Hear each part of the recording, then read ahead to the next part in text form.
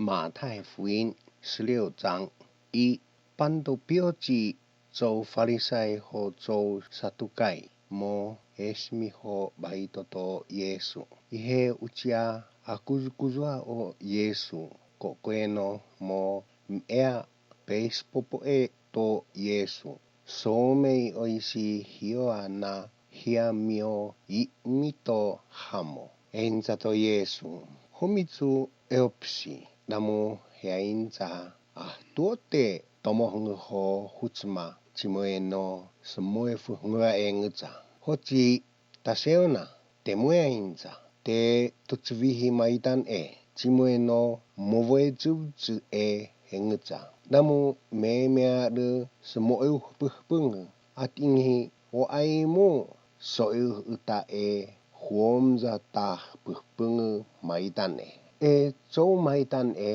auntus kokuzo ho smotso mimun asi michi baitono poe tapeoha o nia poe toeona anatemu ahtun buhvaho no mochmochi poe pung o yesu zo mongoi takpa mahafono pang isi chato yesu o tesi temula bumemeadu la etngova o smof oto zo farisai hoi o zo satukai mo yupa o tesi homo maicha zo esi mionana maicha ho amito mahafono pang isi zohivito yesu cumana ihe engha zo tozosi o tesi maincimu taususvuteneni ho amimu mahafono pang moangu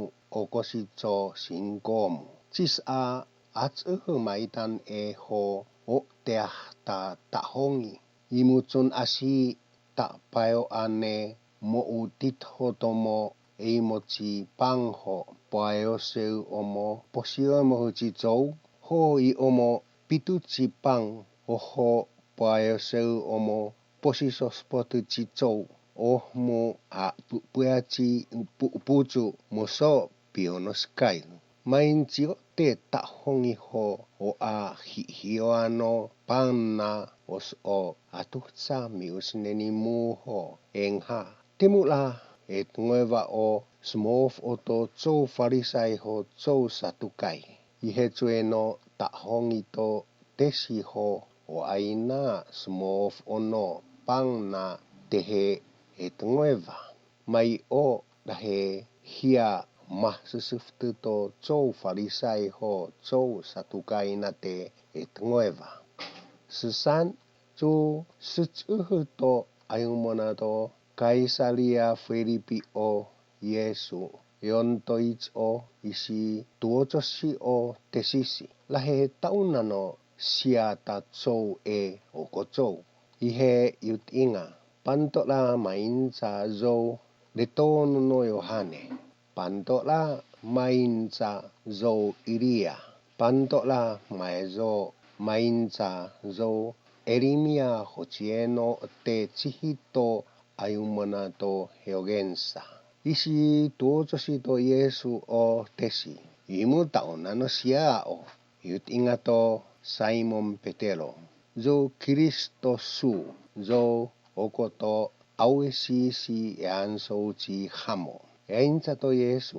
okoto Yohane Simon miko haumtu maicha soemioeni was zo namo matsohiosu mai o amo uta pepe omo atuhchu mavosu teo eusvutasu zo Petero su zo yakivai ta yakivai tan teo peats o kyokai atsuhu no tonu no mzoi maezo ate atput teo faini su o oyomjana mavoto puhpungene pepe nateko afu vomtita chewa te aeza vomtine pepe nateko teomneni ta chewa te aeza teomnenine pepe isitu chuchufuni to Yesu o tesi teav eisvutano motsmo ho zo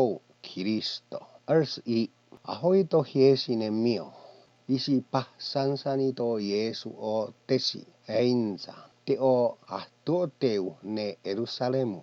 Yontoe mututo solo saisi to hoito lematsohio seisoho tiouno man ichi atutumzo. Avinano noa upzoza. Miteuhi tenas moevove. Isi ese vito petero o Jeesu. Potani ho einsa. Noi oza. Mau a. Emo maitachi hia ho atea tu esimita feangosu. Mo mizu ho Yesu miusni o petero ho yainza. Satan semaseu. Te o ekosusu maita e osko ta tohengva. O asa toheng tohamo. Ma hiama toheng tatsou. Isi tu miusni to Yesu o tesi ho yainza. Hoci panonte tofe nia oci cho te chiha e yachi. Ngoevi na zuzi kasi ho tofe nia. Mai chai ola ucia yachia tuucanan so te apuea payo anan so. Iola nomiwa oho payo anan so te apuyu edunon so. Emo chihichi cho upenae no hochishi pedi atsutsuha tanua puhpung ho pezeninan yachisin so. Cumana koa umnusi mauka. Te meru mayono cuma ho tasboveyana yachisin so. E okocho te yono ayumona to soevohung to amosi. Nuthu o tensisi ho tsmukho. Ho mio tasi yeni no nia pepis ausna tamo machichihi ho eve. Te o bumemea lai usvutamu. Emo heats utan echi cho. No ausi no mchoi. Panto te baito to ko cho. Ho te tsmukho ta taicho he. Ho tututsu no tonu.